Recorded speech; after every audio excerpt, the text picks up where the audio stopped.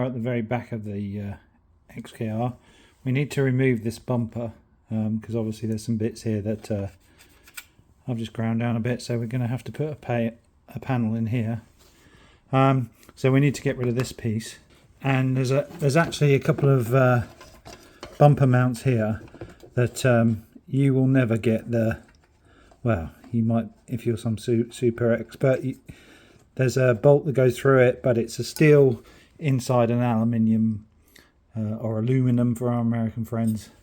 Yeah, it's a steel bolt inside an aluminium sort of bush, and you know, I've tried, you know, it's as rusty as anything. I've tried, got a big socket on it. You can, I guess we can try and get underneath there and show you. Not sure if you can still see it. Yeah, that's it. This bolt here, there's one either side.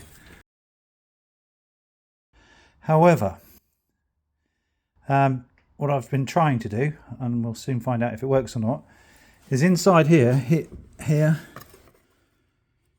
every so often, there's those plastic grommets where you have, or a plastic fixing, where you have a hole at the top here, and as you push a piece in, and it sort of spreads, a bit like a raw plug in effect, but it spreads and it's plastic. Now if you use a knife, like something like this, an old piece of cutlery, you can actually cut through. You can go down this groove, you can go down the groove all along here, and you can actually snap them off. Now you might need to come underneath and snap the other half of it off, so there's actually nothing left in this hole. So you can see here, whether you can see or not, I don't know. You can see that hole just there. So that's going into the bumper bar, and if you get that clip out, which obviously when the bumper's up tight, like down here, you need something like this to get in there. What I should have done is ground that off to a flat edge here, so then it would have chiseled in and made it a bit easier to get them out. But basically I've snapped them all off. I mean, they're only a couple of pounds. You can get replacements, and hopefully we'll be able to sneak it in there and then put it onto the bar. The other point is that if I can get to the top of those, yeah, if we can get to the top, you can see it just about, that's it there. If we can get to the top of that bumper bracket, there's one, there's some fittings so you can actually take the bracket off, and B, you can't get the bracket out because there's a nut right at the top here, right at the top there, that you can't get to. And two, once it's out, you might be able to free off that, soak it in some kind of penetrating oil, WD-40, whatever. You might be able to break that off or free that up so that you can put it back on. But those are about £80 each plus VAT, so it's the best part of £100. Exactly £100. So I'd much rather fix them if at all possible and get this off without damaging them. I tried to do it with a breaker bar, but it's sort of like everything was moving and it was just not undoing, it was just bending and breaking. So underneath the bumper, or you can see this part here is the bumper bar, the main support, the main piece of strength. We've already removed those clips from above. You can just see the remains.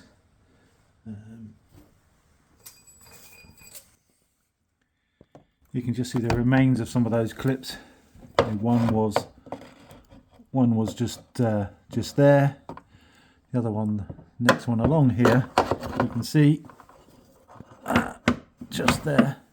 That's still holding it on a bit, but from the rest of it, it's just this one and that piece further on, and these are just riveted. So I'm going to drill that rivet out, then hopefully make sure that these little pieces up here, knock those off from this side, and that should get the cover, this piece off, and then we can get to the top of, I think this is a phone aerial or something.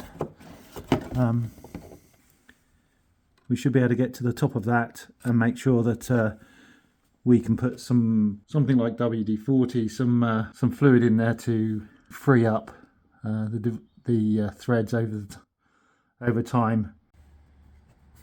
Okay, so after a bit of persuasion, lots of swearing of course, you can now see this is the bracket that holds it on, and there is a nut right at the top there which you can't get to, so you can't take that off.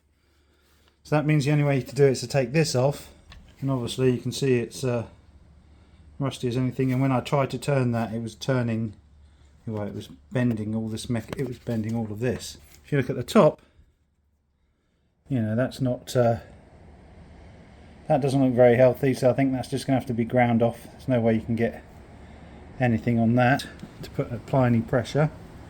So there's where the rivet's still got the bit of the rivet. It's still got a bit of a rivet underneath there. There you go. So I need to drill those out still. That's the other one. You do have to get these are for the reverse parking. You have to just push these things in, which is really hard. Best using a pair of pliers. So yeah, you have to get those out, and then you end up with like this. As you can see, one of the sensors stayed within the bumper itself. It's just resting on there. It comes in from the back. I'm just resting it on there so I don't lose it at the minute. So yeah, we can do some repair work to the bumper. This bit here where I scratched it, of course. You know, other little marks and things. So when we do the respray, we can add that to the task as well.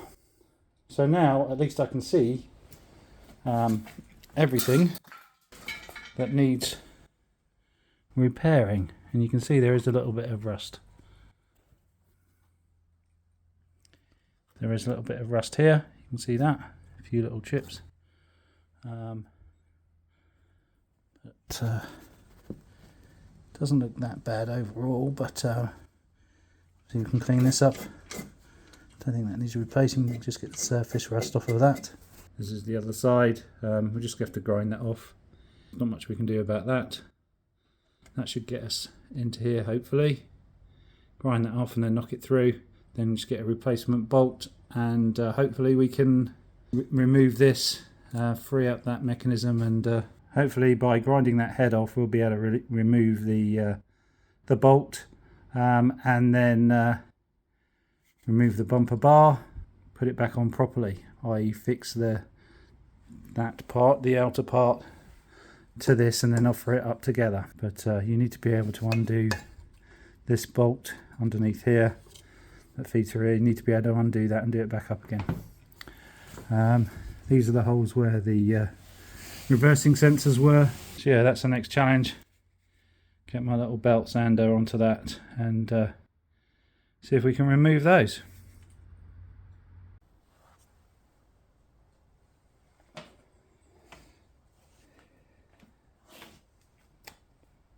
Okay, so here are the offending items regarding the bumper removed from the car. Unfortunately,